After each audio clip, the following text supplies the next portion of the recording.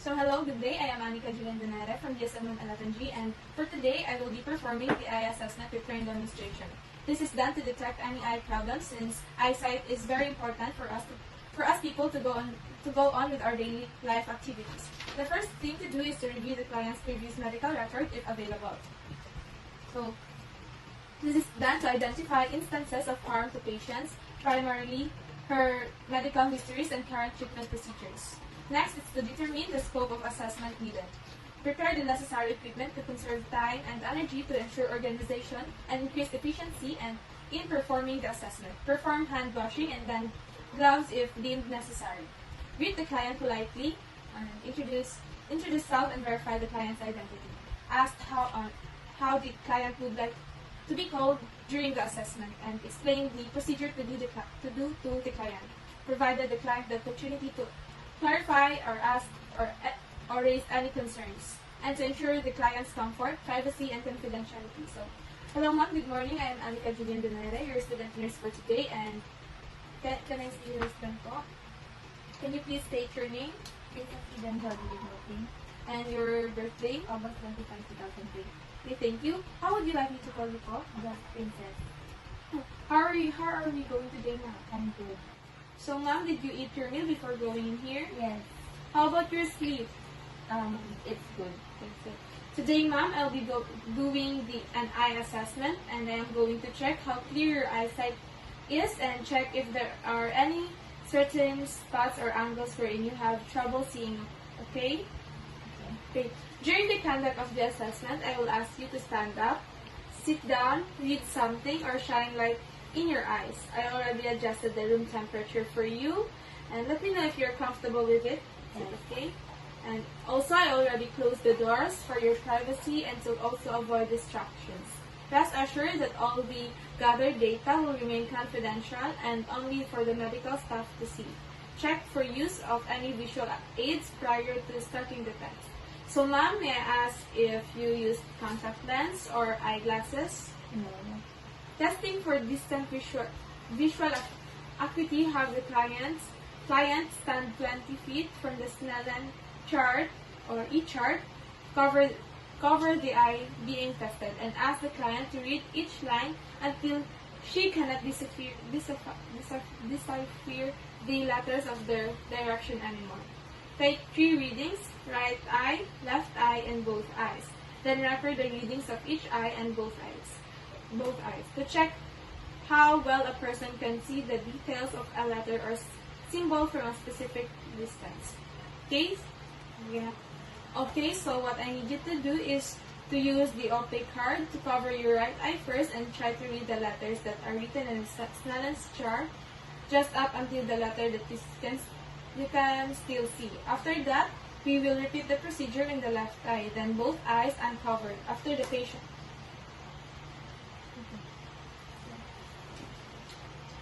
Right. E F T P O Z L P E D.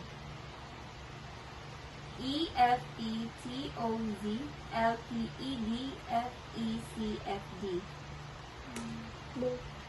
E F E T O Z L P E D F E C F D. So after the patient is done reading the Snellen chart, I have my finding here, and the uncovered eye does not move, which is normal.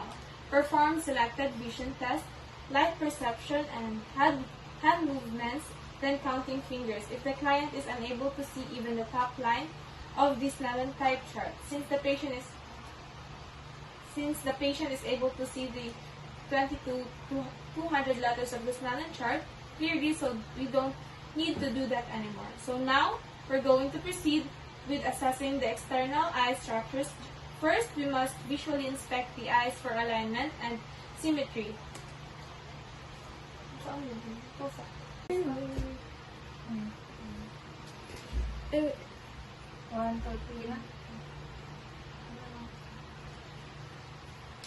I see that both eyes are symmetrically aligned. So next, we are going to inspect eyebrows for hair distribution and alignment, as well as skin quality and movement. So ma'am, can you raise your raise and lower your eyebrows.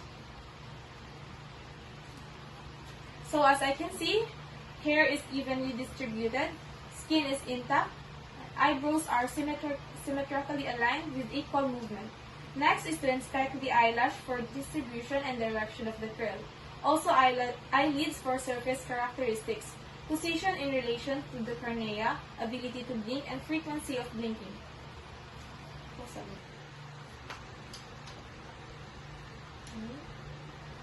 Okay. So as I can see, the eyelashes are equally distributed, which is curled slightly upward and is normal. The skin is intact, no discharge, no discoloration, lids closed symmetrically, and the lids closed 20 involuntary blinks per minute. Inspect the lower eyelids while the client's eyes are closed. So ma'am, can you please close your eye first? Okay. I see that your eyes closely symmetrically and have no discolorations. You can open your eyes now. Okay. Inspected the area over the lacrimal gland and lacrimal sac for swelling. So as I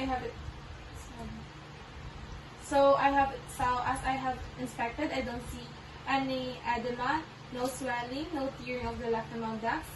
Okay, so next we are going to proceed with assessing the external eye structures. Bulbar conjunctiva, I'm going to ask the patient to look up and depress the lower lid of the patient with one's thumbs after to assess the sclera and bulbar conjunctiva for color, texture, and the presence of lesions.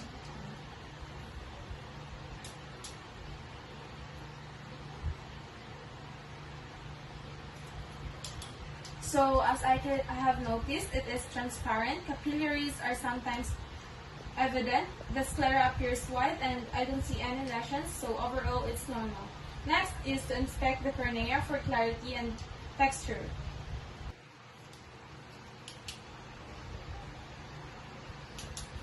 So as I have seen, it is transparent, shiny, and smooth. Details of the iris are visible. Avert the eyelid to assess the palpebral conjunctiva. Ask the client to look down while keeping the eyelids slightly open.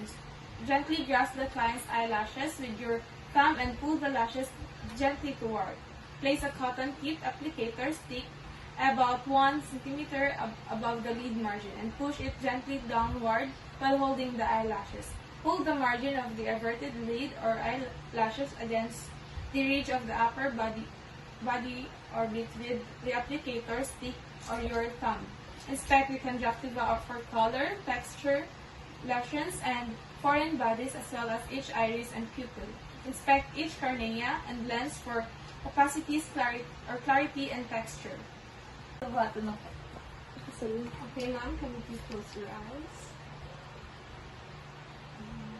So, ma'am, can you please look down? Okay. Look down, please. Okay, so shone a pen light from the side toward the eye, or shine a pen light at an oblique angle to the eye and move the light slowly across the corneal surface. Ask the client to look straight ahead while doing so.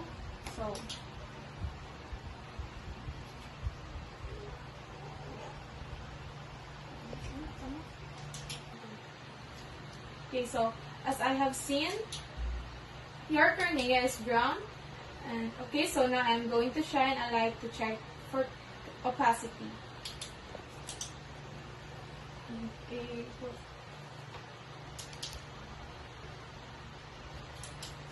I see none, and next for the other eye, I also have seen none. So both eyes are pretty normal.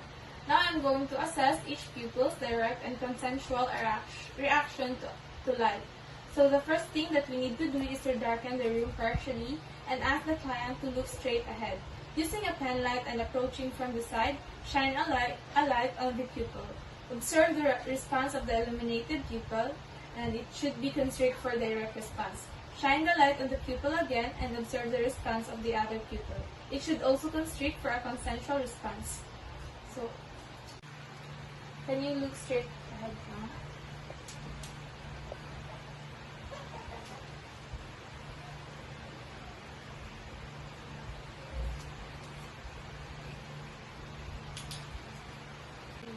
So for the findings, illuminated pupil constricts, non-illuminated pupil constricts. Response is brisk, and the pupil size is 3 mm, which is normal. So now we're going to assess the pupil's reaction to accommodation. Hold an object, a pen light or pencil, about 10 cm from the bridge of the client's nose. So ask the client to look first at the top of the object and then at distance behind the pen light. Instruct the patient to alternate the gaze from the near to the far object. Observe the pupil's response and observe the pupil response. Ask the client to look at the near object and then move the pen light or pencil towards the client's nose. So, ma'am, can you look at the pen and then the wall, the pen, then the wall, yes, pen, and then the wall. Okay, can you look the pen light?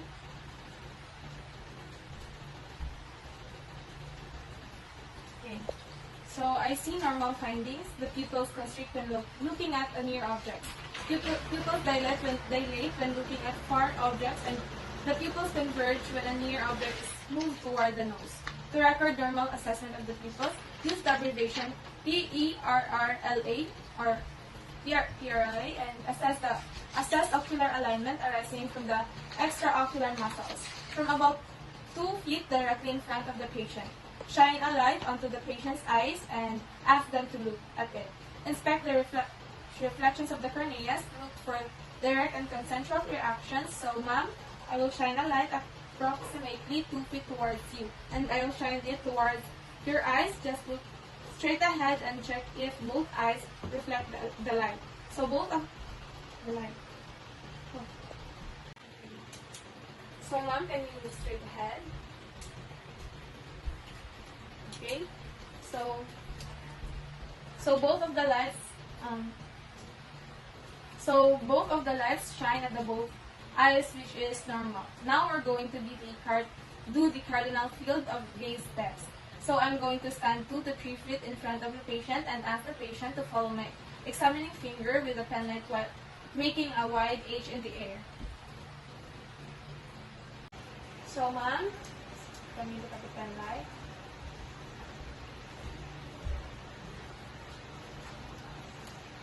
Okay, so both eyes coordinated. Move in unison with parallel alignment. Okay, ma'am, so I'll be summing up everything that we've covered. So for your visual activity, when you were reading Snellen's chart, the result of your right eye vision is at 20/25 left eye is at 20/30. And both of your eyes is at 20/20. For the visual fields, your upward field is at 50 degrees downward field and your downward field at 70 degrees. And then your nasal field is at 50 degrees, which is normal as for the inspection of the eyes. The eyes are aligned and symmetrical, and the eyebrows are evenly distributed, and your eyelashes are evenly curled upward for the eyelids. Skin is intact, the lids close symmetrically, no discharges, and no discolorations, and normal blinking, which is at 15 to 20 blinks per minute. Bilaterally blinking. And as I was palpating for your lacrimal gland and nasolacrimal duct, there was no edema, no tenderness, no swelling or teary. Okay, so sclera is white, which is normal, and your vulvar conjunctiva is good. The iris and pupil are both normal, no opacities, and no pupil as at 3 millimeters, which is normal too. Your pupil's reaction to accommodation is normal, and both eyes are coordinated and no jerky movements. And so, ma'am, try to minimize your screen time and continue to consume vitamin-rich food, which is a vitamin good for your eyes. Then rest after hours of spending time with your gadgets. Before we end this examination, do you have any questions or clarifications? No. Okay, so that's it for our eye assessment, and thank you very much for your cooperation. Perform hand washing and document all the findings in the client's record using printed or electronic forms or checklists supplemented by narrative notes when appropriate. And that would be all.